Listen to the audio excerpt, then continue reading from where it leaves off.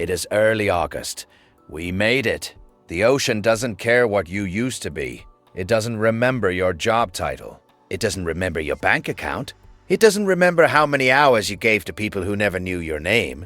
Out here, none of that matters. Just water, wind, and whatever you bring with you. There's an island out here. Not on the maps most people use. Not on the brochures. Not on the lists of places worth visiting. It was supposed to be something once. There were plans. Big ones. Developers came in with money, with drawings, with promises. They were going to turn it into something polished, something profitable, something clean. They started small. A dock, a few buildings. Just enough to say it had begun. And then it stopped. Money dried up, deals fell apart, and the people behind it all disappeared. What they left behind wasn't a project. It was a ghost. Time did what time always does. It moved on. The world kept spinning. Markets kept rising and falling. People kept chasing things they couldn't keep. But the island stayed. Unfinished. Unwanted. Untouched. A few people ended up here. 4, maybe less.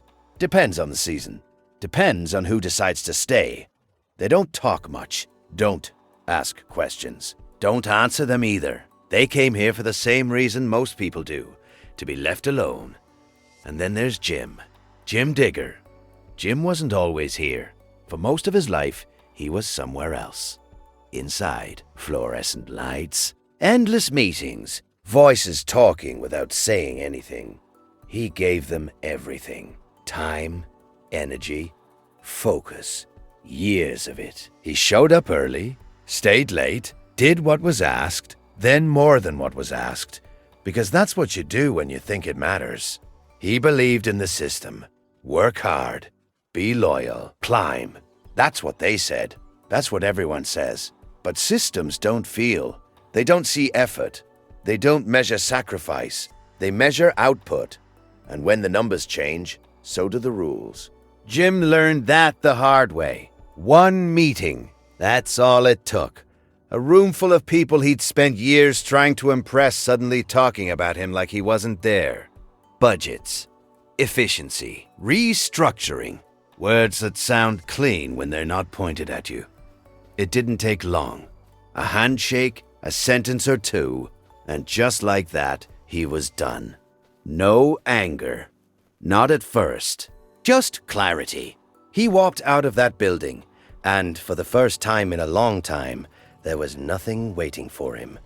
No schedule, no expectation, no one to report to. That's when it hit him. All those years, and none of it was his. Not the time, not the work, not the outcome. He had built something, just not for himself. Most people would go back, find another job, another desk, another version of the same life. Tell themselves it's different this time. Tell themselves it's better. Jim didn't. He started looking, not for another opportunity, but for an exit.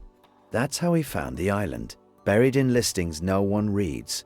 A failed project, a forgotten piece of land. Cheap, too cheap. The kind of cheap that makes people suspicious. No infrastructure, no guarantees, no future on paper. Perfect. He didn't tell many people, didn't need to. Packed what he could, sold what he didn't, and one morning, he left.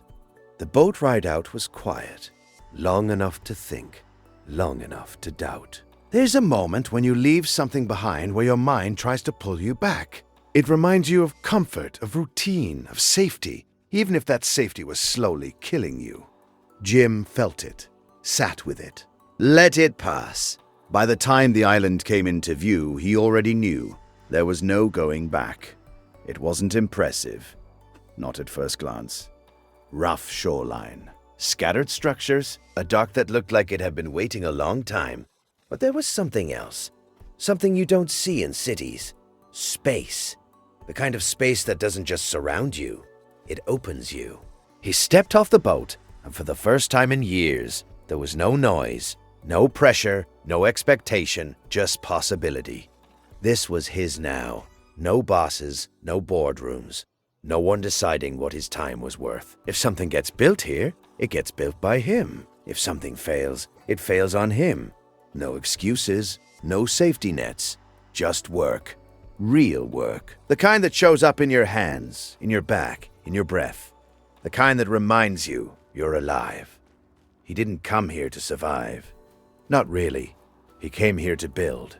Not just a life. Something bigger, an engine, a system, something that produces without asking permission.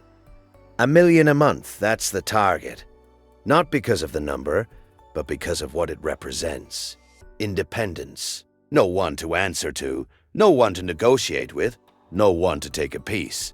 Everything here will be his, built from nothing, brick by brick, load by load, day by day. The land doesn't care what you want.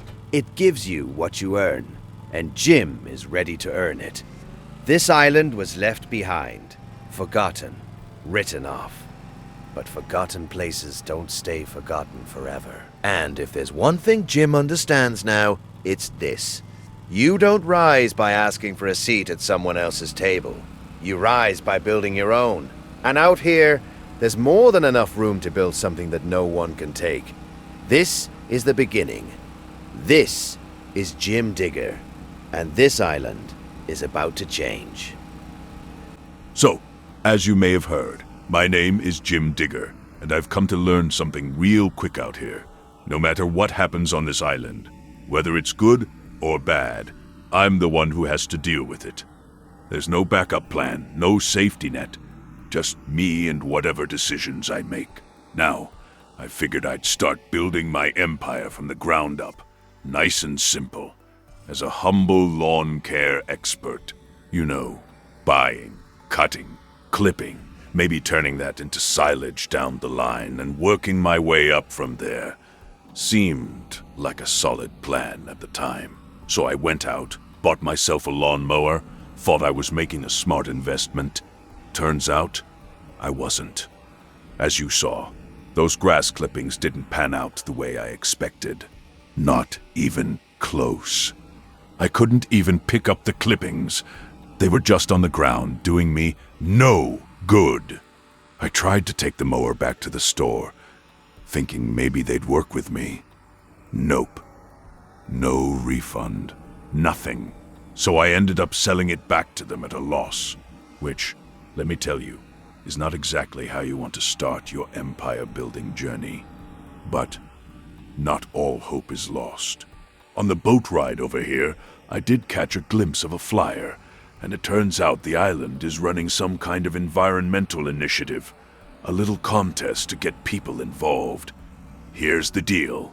If I go out there and pull 5 pieces of trash out of the ocean, they'll pay me $1,000. Clean it up, do my part, get paid. And if I catch and release 5 fish, since they're pushing this whole conservation angle, that's another $1,000 right there.